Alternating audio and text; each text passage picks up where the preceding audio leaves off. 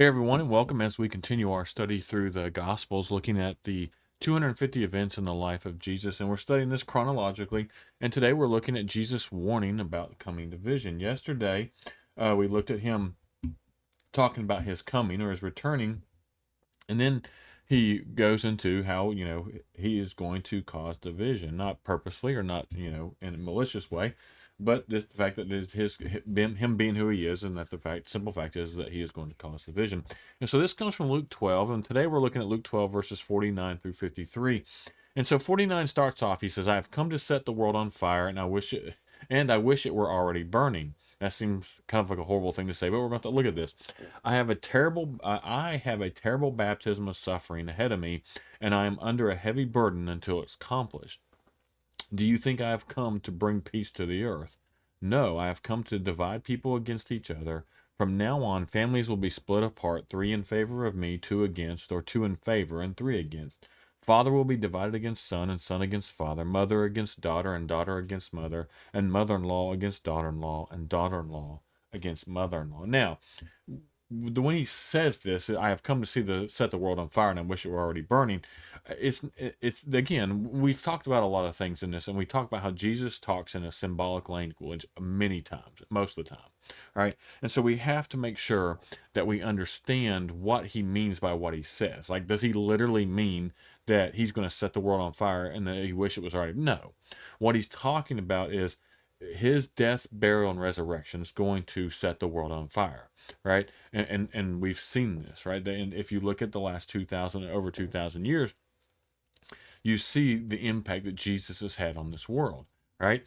And so that's what he's talked about, is his impact, his what's going to happen because of his resurrection. And he says in verse 50, it says, "I have a terrible baptism of suffering." This baptism of suffering is his coming crucifixion, right? And so this is part of why he wishes it was already burning, because he wants this to be over with, which it's a heavy burden, right? It's a huge, heavy burden until he gets accomplished. And so he's wanting to get through all this, just like any of us, when we know we're going to have to go through something hard or harsh, we kind of wish it was over with. And so that's what he's kind of talking about. And he's kind of wishing his kingdom was already there. So Jesus was dreading the physical pain, of course, but even worse, there was a spiritual pain that he was going to have to go through. And we're going to dive into this a little bit deeper when we get into the crucifixion. But the fact that Jesus had a complete separation from God, that was part of his death, right? The part of his death and part of taking all the sins of the world upon himself was this. He knew he was going to have complete separation from God, and just the physical pain was going to be enough, but the spiritual pain that came with that was going to be horrible. So in these kind of strange and unsettling worlds, Jesus is revealing that his coming is going to often result in conflict, and we see that, right? We see families and people who go against each other, and I'll be honest with you, sometimes it's a lot of times it is on the non-Christian side, right? There's just this rejection. "Oh, I can't believe you believe in Jesus." They treat them differently, hateful towards them. In other countries, we see people killed for following Christ. But that shouldn't be the result. But I'll admit, and we need to admit the fact too, is sometimes it's our fault because we do things that are not Christ-like. We behave and call out things and talk to people in an unchrist-like manner, and so that's part of it as well. Now, even if we were perfect in that, there'd still be division, and this is kind of what Jesus is talking about, because he demands a response, right? He demands a response, and because he demands a response, yes or no, families are going to be split apart. Some are going to choose him, and some are not going to. And so there's going to be division when that happens, because Jesus doesn't allow any middle ground. You can't go down the middle road. Either you accept him and follow him, or you reject him and you deny him. And so he demands loyalty and commitment, and sometimes to the point of severing other relationships, and that can be hard. We don't want to do that. We don't go into Christianity saying, "Oh, I'm going to cut you off because now I'm a Christian and I'm better than you." That should never be the attitude, and that's the attitude you have. It's a wrong attitude, and you need to correct it. And so, but that sometimes is the consequences of, you know, a family member choosing to follow Jesus when the rest of the family doesn't, right? You see this especially again in Muslim families.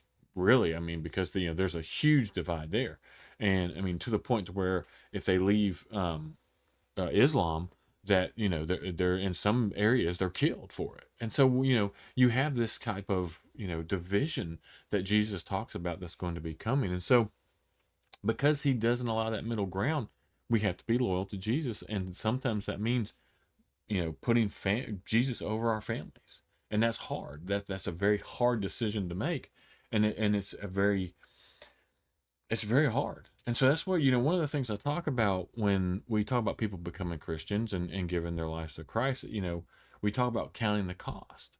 Count the cost before you give your life to Christ. Can you really do this?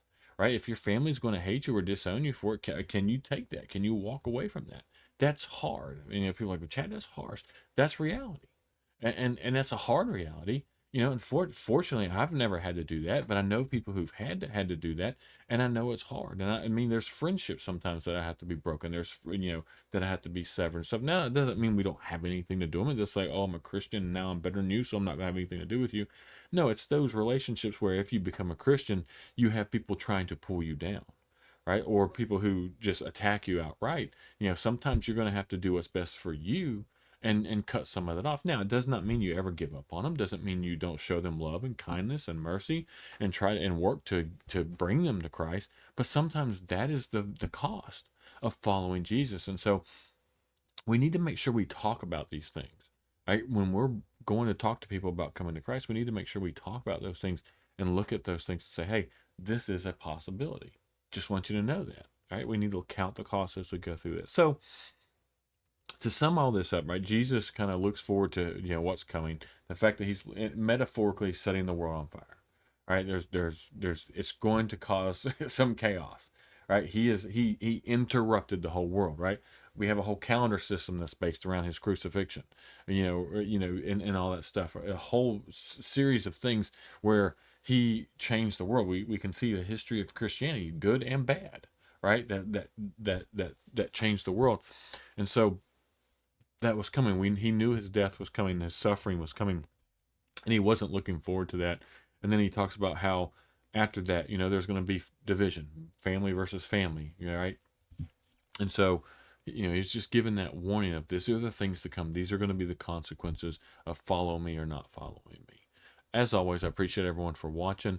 If you haven't subscribed to our YouTube channel, please go ahead and do so. We're going to continue to push out videos and push out content like this, going through the Bible, studying different subjects. We're going to dive deeper into some other subjects as when we get done going through the 250 events of life of Jesus. As always, I appreciate everyone for watching.